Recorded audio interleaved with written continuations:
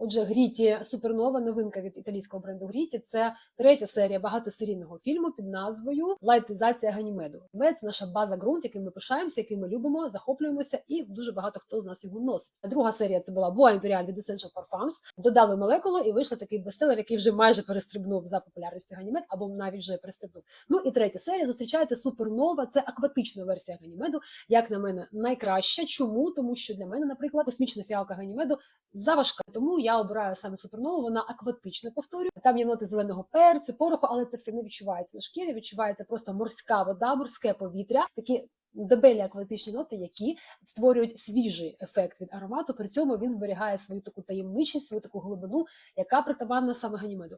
Тому, якщо для вас Ганімед був заважким таким, як для мене, будь ласка, Супернова від Гріті. Це той аромат, який ви можете спробувати відчувати себе в тренді, ну і при цьому не страждати на мігрені або на підвищений тиск від такого потужного аромату.